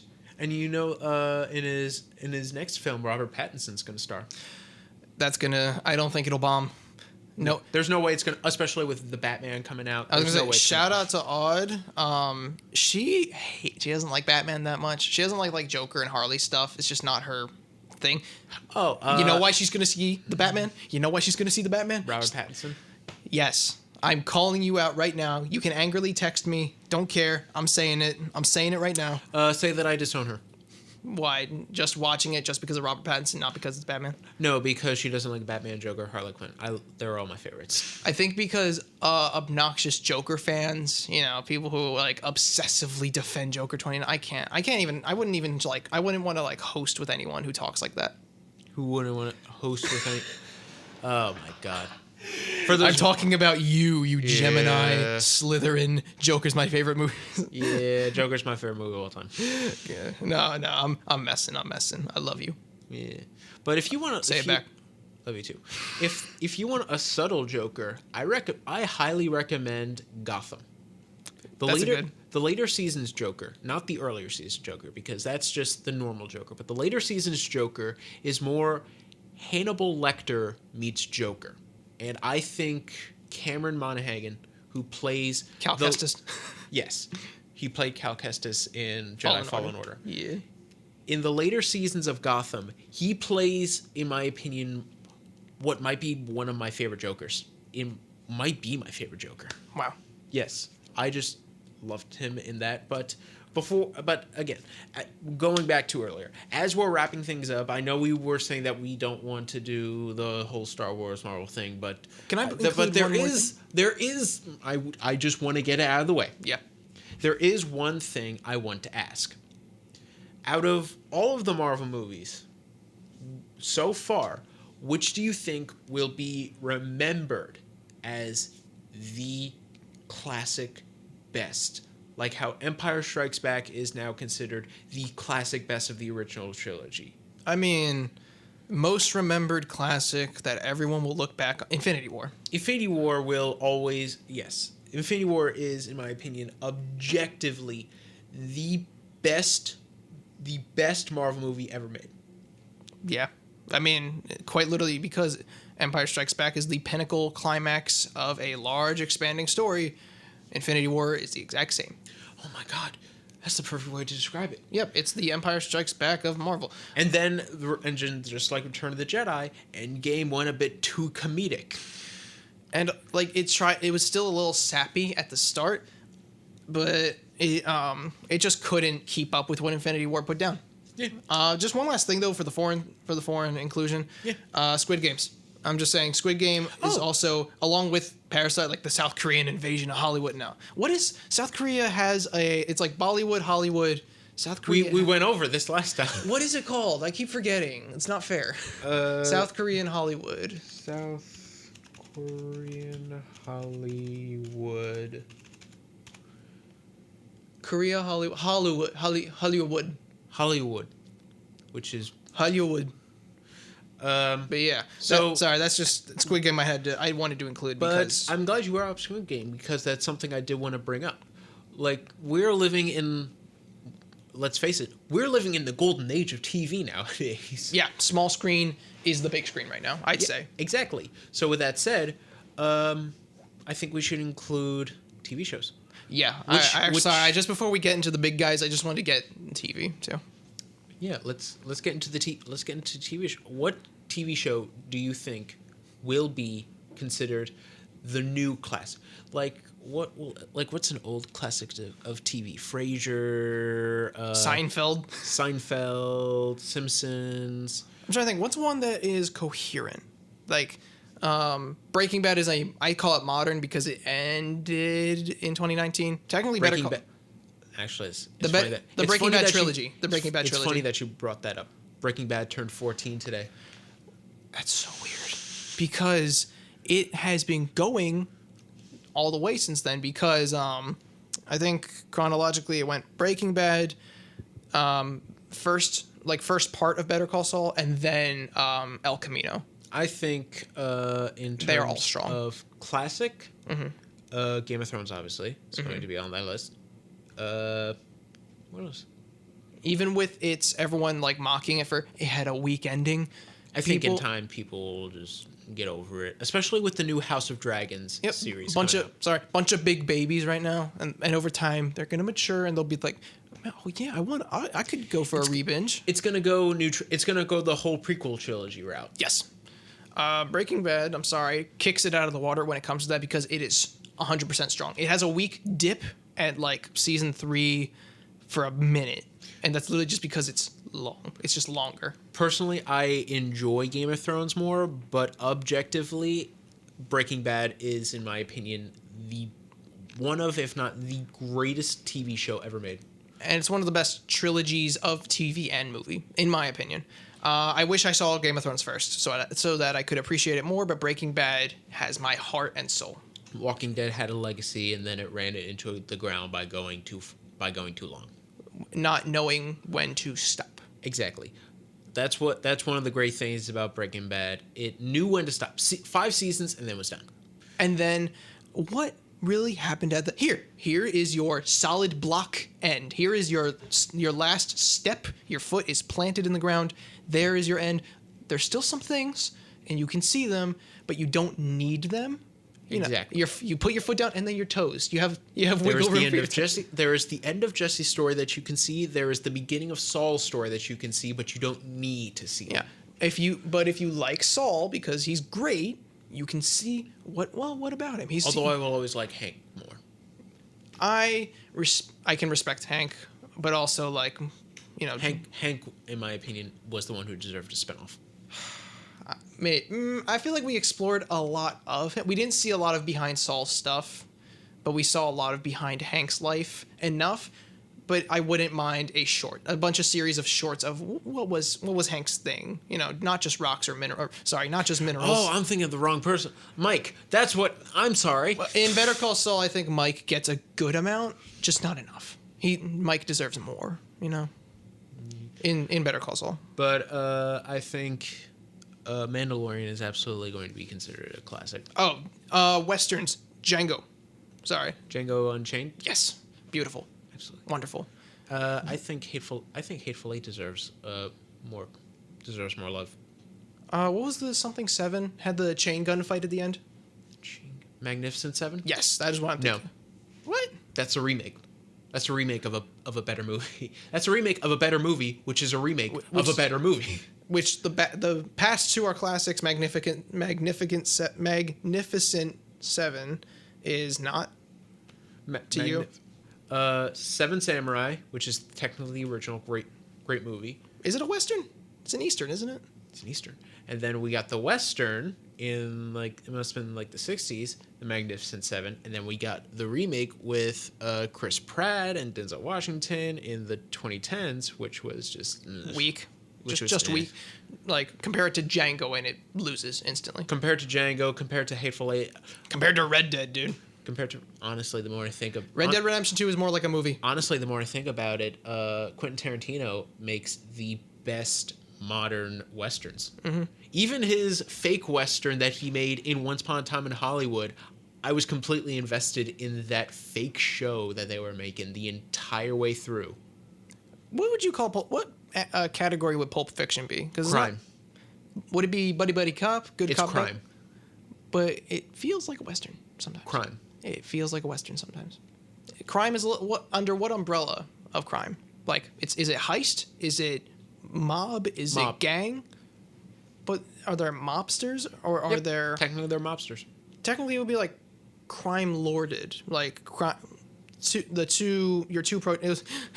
the same thing as regular show. It's the same level of crime action as regular show because you have your two protagonists who are equally grounded. One of them might get more than the other, in time, but they both face the same level of like big bad, take it down, big bad, take it down.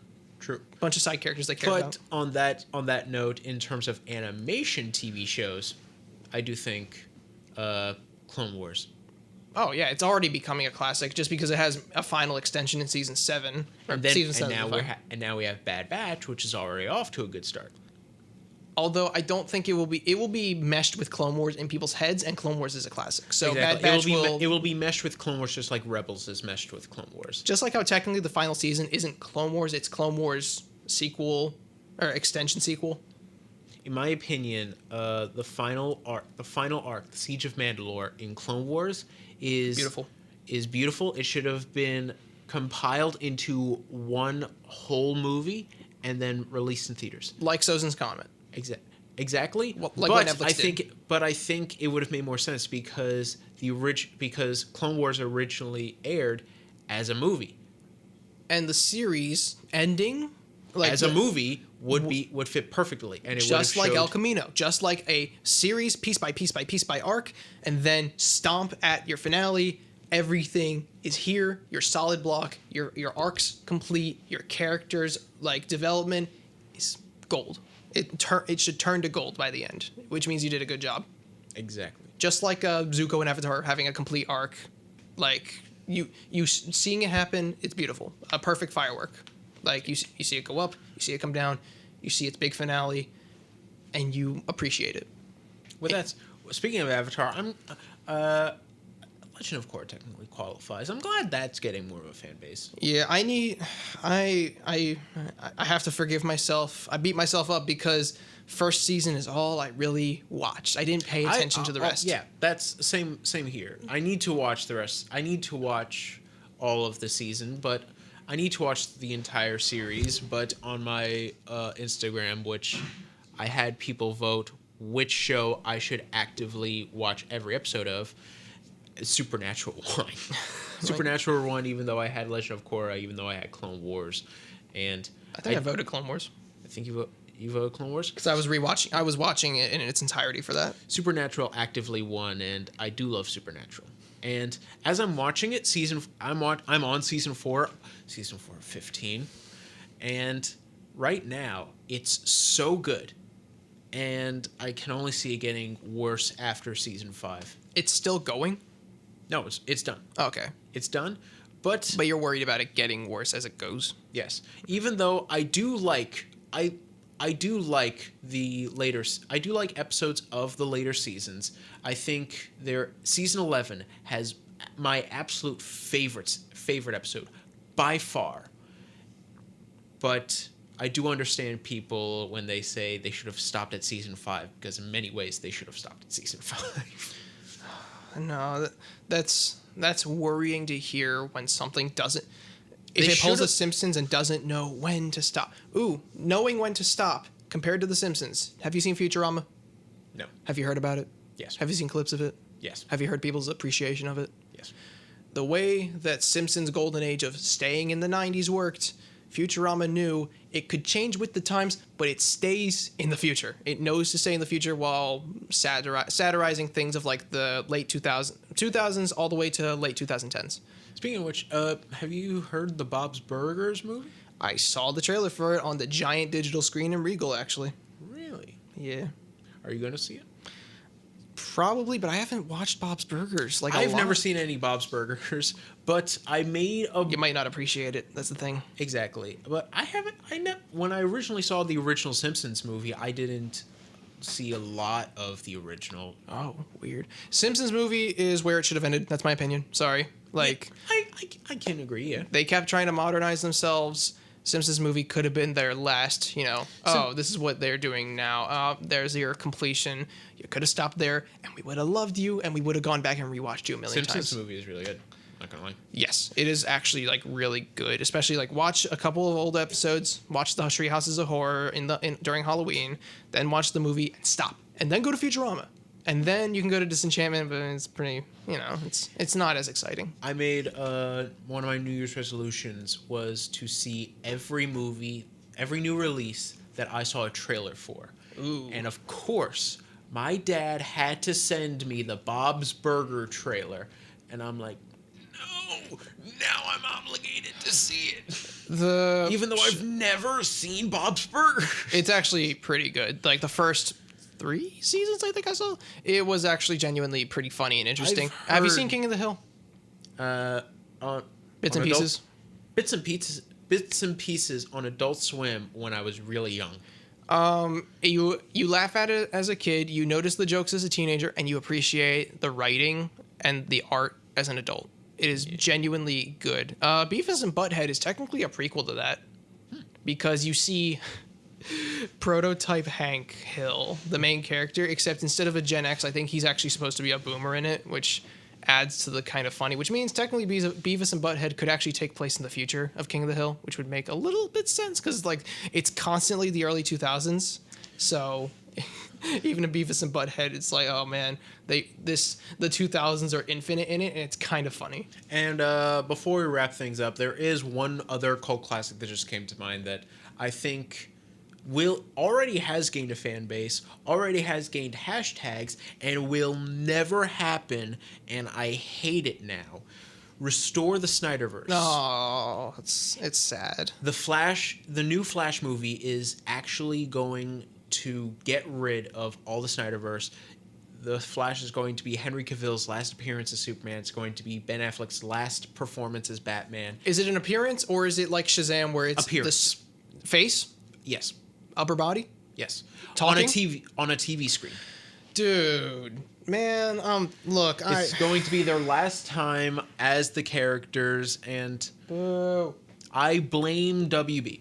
Yep, I don't forgive them at all, and over time I will not forgive them. I can promise you that. I've only appreciated Man of Steel every time I go back to watch it, and I turn into like a really hopeful child. I turn into a child watching Superman, and I turn into a hopeful person, I love Man of Steel more and more I watch it. I love Batman vs Superman Ultimate Edition the more and more I watch it. I love Suicide Squad as a guilty pleasure just as much as I enjoyed it the first time. The Suicide Squad I enjoy about as much as I enjoyed Deadpool. Yeah, I'll say that. The Suicide Squad. And Zack Snyder's Justice League, I honestly I tried it in black and white and I loved it. We were just talking about how I thought that was the worst movie of last year. The Zack Snyder's Justice League, I think, is the best movie of last year. It's the best. It's one of the best recent DC movies. Absolutely. It is a lot. It is, in my opinion, better than the Suicide Squad because it's just an achievement. I blame Civil War, Batman v Superman, and the election for polarization in our modern day. And it ruined debate, it ruined conversation. That's my argument. Yeah. 2016, remember, everyone was butting heads. Every single person. 2016 was the year of, like, literal civil war. And then 5 years later, a literal civil war would almost break out. Yeah. But yeah, I feel like Captain America Civil War, I forget that it's not Avengers 3, or it's Avengers 3.5. It's Avengers 2.5. 2.5, my bad. But it's Captain America 3, which is weird to me because I don't think of it immediately as a Captain America movie. But if I watch... Because Iron Man has almost just as much screen time as Cap. If it's technically a Winter Soldier 0.5. It's the Winter Soldier 0.5. If you watch Winter Soldier, technically it's the first Falcon and Winter Soldier. Oh my god! Since they Falcon and Winter Soldier part -1. Yeah. But yeah. We were also talking about complicated multiverses on the way here, which I think adds to the confusion of, well, it's Avengers 2.5, it's Captain America 3, it's Falcon and Winter Soldier -1, it's what's his name? It's Guardians of the Galaxy -3.14159269. You know, it's Guardians of the Galaxy pi.5. So, with all that said, what do you care to recap some of your picks for classics? Oh, one more I wanted to add, just because are we still kind of on sci-fi? I just forgot to kick it in because I didn't write it down. We're on TV show. Oops, never mind. But yeah, Breaking Bad, the trilogy is it's a cult classic now, Breaking Bad, because of how older it is. But the trilogy itself will be absolute classic by its entirety over time. And as for the rest of your classic picks, I really think maybe a few of them might not stand the test of time as well. Some of them might still be, generally hated with time. And probably I might not forgive a lot of this looking back on it. Especially, my fear is that post-release edits will mess up a lot of movies. Like Star Wars having CG in the original trilogy. Like Tatooine being ruined with a bunch of badly done CG animals because he wasn't pushing anything. He was just fixing, quote unquote. I'm afraid of that happening to a lot of things that I like post-editing unnecessarily for a deluxe or special edition. But they can do it correctly with movies like Batman v Superman. Okay, so some of your classics. Care to recap some of your classics picks? Yeah, for TV. Right now, Squid Game, it will age like a classic, especially as a foreign property. Mm-hmm. What did I also say for TV? Sorry, I'm trying to go back on what I just. You already mentioned the Breaking Bad trilogy. Your movies. For my movies, for animation, The Wind Rises for 2D. What did I say? What was my other one I said? I think Belle right now. I said Belle. What did I say? What was the other? You said Spider-Man. No, that was a CG one. The Rango and CG and you said two CG ones. Are my CG ones? You said one 2D one. I swear I said another second. What was my second animated one? It was man. Go on to your other ones. Sorry. For TV shows. Sorry, I'm blanking out. I just went through all of them. There were go on from your animation and your TV. Move on. Sorry. Category. What was our categories? We just went through action. Oh yeah, action. Tenet. I think it'll be the next Matrix. That's a cult classic. You said. Oh, things right now I'm saying things right now that'll be classics. But you said cult classic. I'm talking about action. What was your choice for action? Oh, Nobody and Cold Pursuit. Mm-hmm. As like less than appreciated right now because they started out pretty weak. I thought you said No Time to Die. No Time to Die, I say is already becoming a classic now. Okay, so comedy. Eric Andre's Bad Trip, J.A. The J.A. trilogy, quadrilogy, because the fourth one I believe is coming up, and I think I include The Interview also. Okay, I have to include horror movie. Which was a thriller. Split. Okay. I think that's, and then sci-fi. Oh, for sci-fi. Oh crap! Going down that entire list. I wanted to include Jurassic Park or Jurassic World because I think over time, especially with the third one coming soon, I think it'll be appreciated much more with time. I hope the third one's good because the second one sucked. If that's our weak point, I will forgive it because the first one reestablishing something we love. The third one will come back full force. I feel like amazingly. Shin Godzilla. I feel like that's what's going to happen with the new Halloween movies. It's a trilogy already, right? Halloween Kills was the third. No, Halloween Kills is the second. What? What's the third one? Third one's going to be this year. Halloween Ends. Oh wait, it was Halloween Kills. Halloween Ends. Thank you. Sorry. I thought I skipped. I thought it was a trilogy and I missed the second one. And then for sci-fi, including that, Tenet is. Did I say that was action or sci-fi? You said that was a cult classic.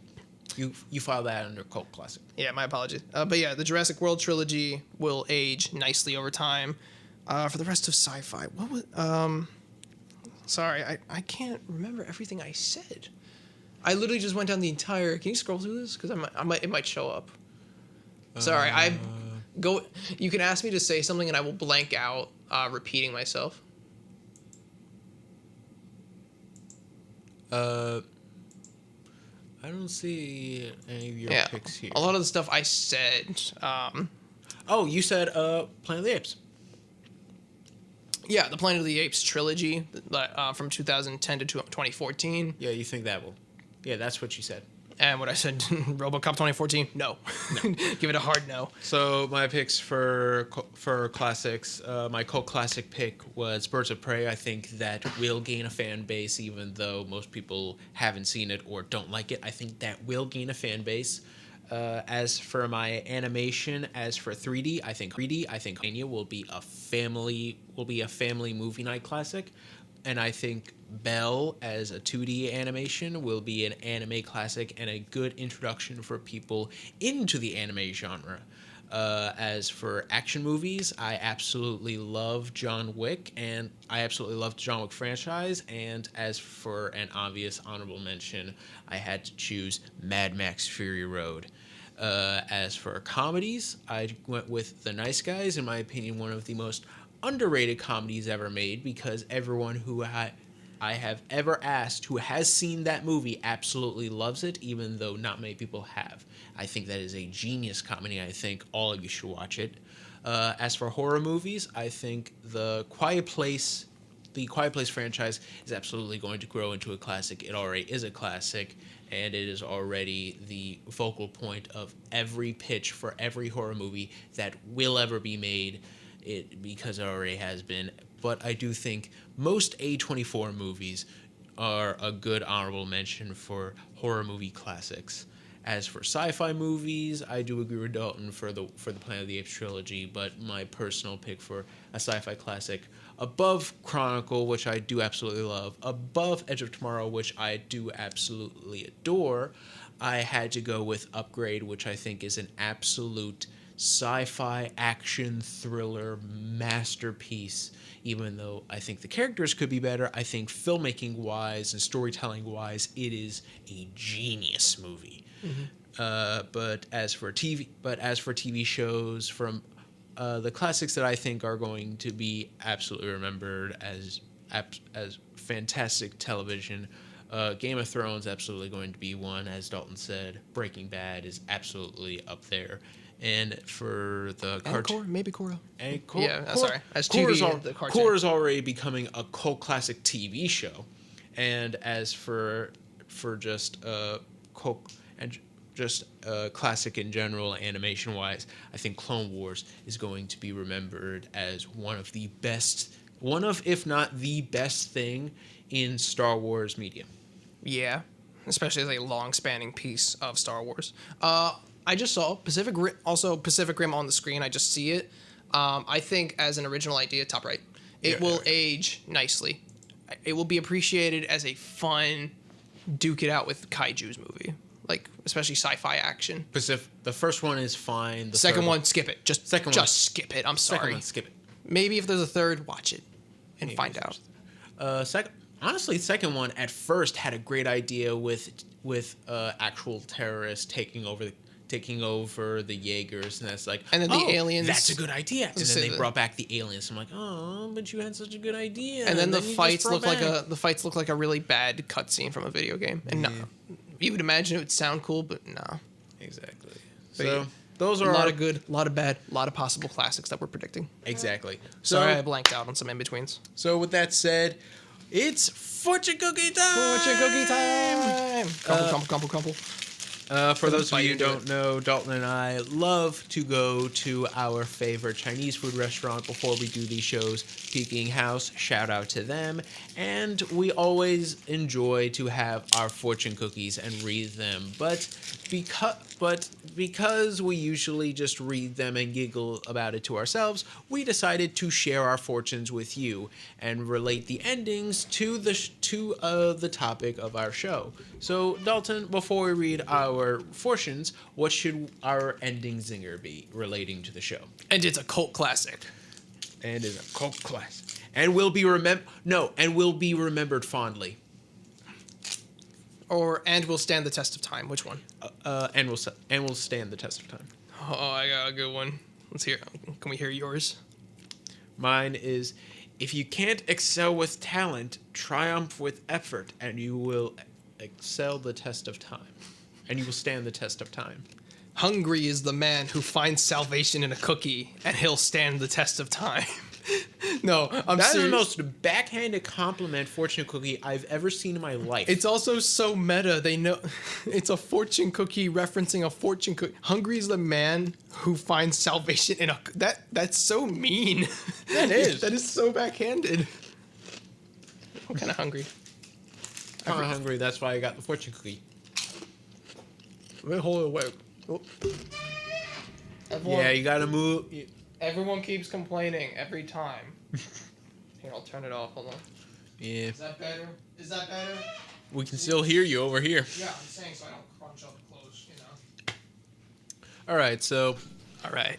with that said, next time on Real Wreckers. Our next topic. What is coming up for modern releases this year? What's there going to be a lot of that we can probably do some predictions on? I got something. I guess. Okay, what do you think? Because I got a few things. Since we can't shut up about Star Wars, I'm wearing a shirt right now. The Book of Boba Fett. Nope. I was Save saying, it for the end. We'll save Book of Boba Fett stuff for when the season is over. Understood. That way we can predict about season 2. How many episodes is it? 7? I think it's 7. It's almost done. It's going to be done in February. Okay, yeah, never mind. I think, if you agree with me, first of all, you haven't seen Lord of the Rings, right? I have not. Okay, so that's out of the way. So make sure to follow us on Instagram at Real Wreckers. That is REL_RECKERS. And our TikTok at Real Wreckers. That's REELRECKERS to stay up to date on all of our polls and for a shot at a shout out next time. Until then, I'm Billy. And I'm Dalton. And you can consider this real Wrecked.